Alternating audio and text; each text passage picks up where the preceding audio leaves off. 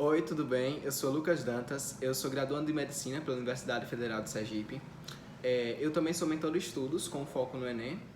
E como estudante, também como mentor, eu observei uma grande dificuldade na hora de estruturar a sua redação.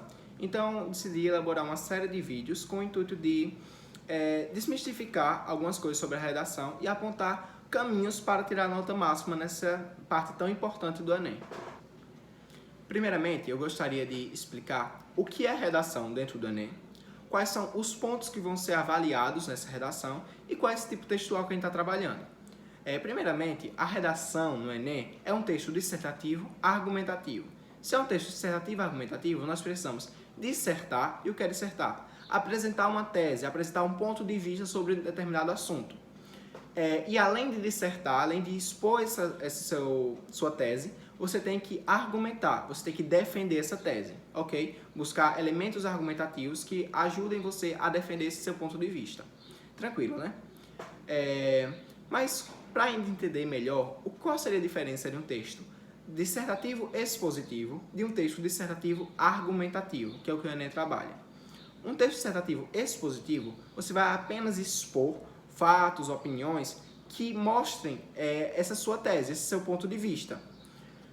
Já em um texto dissertativo argumentativo, além de expor esses fatos, opiniões, você tem que organizar eles de modo que eles defendam o seu ponto de vista. E você vai usar também outros elementos argumentativos, que a gente vai comentar mais tarde, que ajudem você a defender esse seu ponto de vista. Tranquilo, né? Seguindo, quais seriam as competências que o Enem vai avaliar? A gente sabe que o Enem ele trabalha com habilidades e competências. Não vou me estender muito nessa parte de habilidades e competências dentro do Enem como um todo, mas quando a gente olha para a redação, é melhor a gente trabalhar com essas áreas da competência que fica mais claro quais são os caminhos que nós devemos seguir e quais caminhos a gente deve evitar, beleza? O Enem, a redação do Enem, apresenta 5 competências. De modo rápido, explicando cada uma das competências, seria a competência 1, que está ligada à norma padrão, ok? A escrita em uma norma padrão. A competência 2, que está ligada à estrutura da sua redação e à sua argumentação, ok? A competência 3, que está ligada à coerência, que essa coerência pode ser uma coerência interna dentro da sua própria redação, e uma coerência externa, ou seja, sua redação com o mundo lá fora, você não pode haver uma incoerência com o que você escreve e o que é a realidade. A coesão, que é a competência 4, que vai olhar se seu texto está amarradinho, se o seu texto está seguindo uma progressão que também está relacionada com a competência 3, essa progressão, certo? Mas se essa progressão está com marcas conectivas, elementos conectivos que façam essa união, ok? E a última competência é a competência 5, que é a proposta de intervenção. Você apontar uma proposta de intervenção que contenha também 5 elementos que essa competência 5 pede, que depois eu vou explicar melhor cada um desses elementos. Mas, em resumo, é uma proposta de intervenção que seja detalhada, que apresente um efeito, que apresente um caminho para fazer essa sua proposta. Tranquilo, né?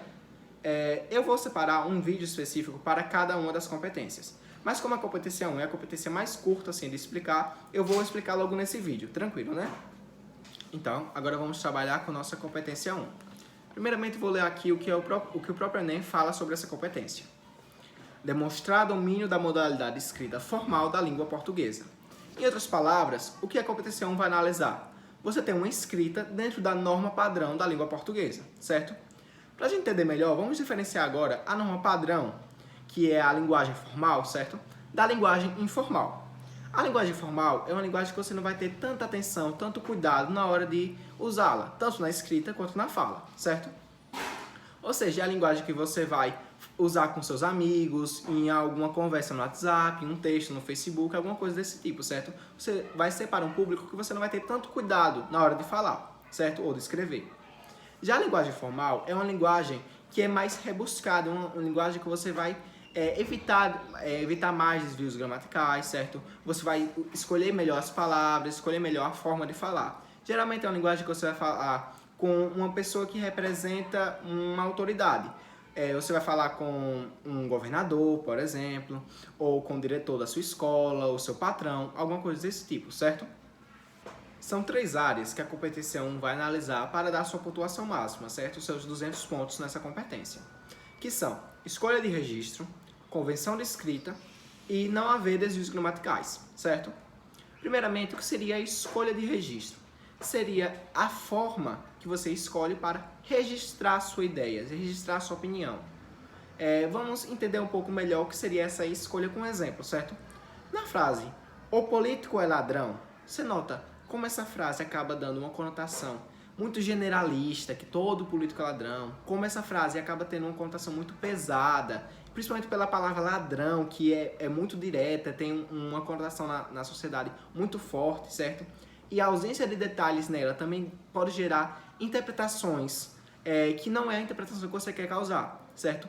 Então você vai escolher um registro, escolher outra forma de escrever essa frase que não cause esses erros, certo? Que pode haver nessa frase, o político é ladrão, certo? Como você pode expressar isso? Você pode expressar aqui, na sociedade brasileira, na política brasileira, na verdade, existem vários casos de corrupção. Você pode observar como há uma diferença na frase, quando você fala na política brasileira há casos de corrupção, do que o político é ladrão, como há mais detalhes, como a palavra ladrão, que é uma palavra muito mais pesada, não foi usada, como a gente também tenta tirar essa generalização da palavra o político e coloca na política brasileira, deixar algo também mais abrangente e não tão específico, certo? Então, esse seria o ponto principal quando a gente fala da escolha de registro. Outro ponto analisado na competência 1 é a convenção de escrita. O que seria uma convenção de escrita? São as convenções sociais que existem a respeito da escrita, certo? Ou seja, muitas vezes suas frases não estão erradas, não tem desvios gramaticais, mas existe uma convenção social que torna uma frase mais formal que outra frase, certo? A gente pode entender quando a gente fala a frase a gente vai à festa e nós vamos à festa. As duas frases estão corretas gramaticalmente falando, mas a segunda frase existe uma convenção social que torna essa frase mais formal, ok? Vou citar aqui outro exemplo para a gente conseguir entender melhor como como eliminar a oralidade, que é o principal erro dentro dessa área, a convenção de escrita, como eliminar a oralidade e a informalidade da sua frase. Vou pegar aqui um exemplo. Por causa da correria do dia a dia, o povo não tem tempo para ler. Observa como essa frase está muito coloquial, uma frase sem muitos cuidados com as palavras que você está escolhendo, uma frase que você falaria para algum amigo seu, em um contexto muito mais informal. Vamos tornar essa frase um pouco mais formal, essa frase que enquadre melhor com as questões da convenção de escrita, ok? Eu transformei essa frase em: devido à rotina diária, bastante atarefada, o brasileiro não prioriza a prática da leitura. Você viu como ficou uma frase muito mais formal, uma frase que talvez você viria em algum texto jornalístico, em uma reportagem ou alguma revista, algo um pouco mais formal?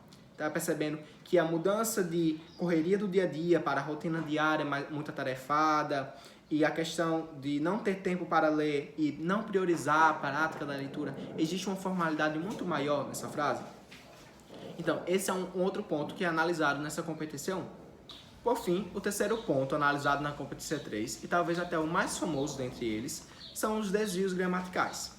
Na língua portuguesa, existem vários desvios gramaticais de vários tipos que você pode cometer. E eu acho que não é produtivo para esse vídeo a gente citar todos os desvios gramaticais que existem, porque realmente são inúmeros desvios. Eu apenas vou apontar os 5 desvios que eu considero mais frequentes em uma redação, certo? Que são os erros ortográficos, os erros de acentuação, de pontuação, de concordância e de regência. Sendo que nesse último, o que eu vejo com mais frequência são erros de crase, certo? Lucas, existem tantos desvios gramaticais. Será que porque eu cometi apenas um, eu vou ser punido por causa disso? Eu já vou perder meus 200 pontos?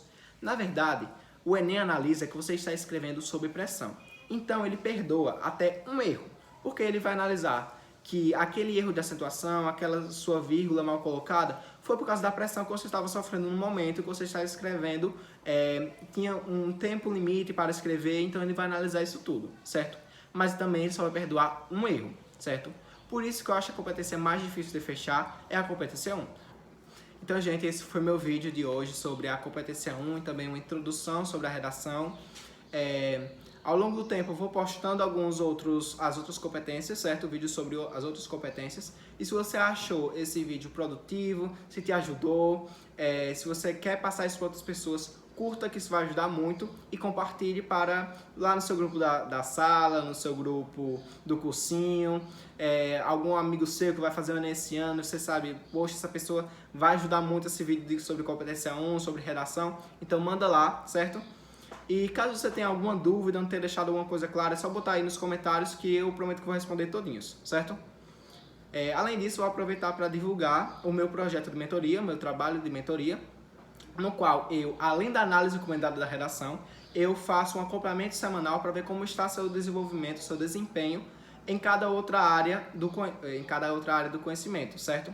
Tanto nas ciências da natureza, matemática, linguagens humanas, certo? Eu analiso tudo e vejo como está seu progresso. Além disso, também monto um cronograma de estudo, que eu acho que vai ser muito útil nesse tempo de pandemia, já que a nossa rotina está toda mudada, a gente vai tentar reorganizar essa rotina e você ter uma produtividade muito boa, certo? É isso que eu tenho para hoje. Muito obrigado por assistir até aqui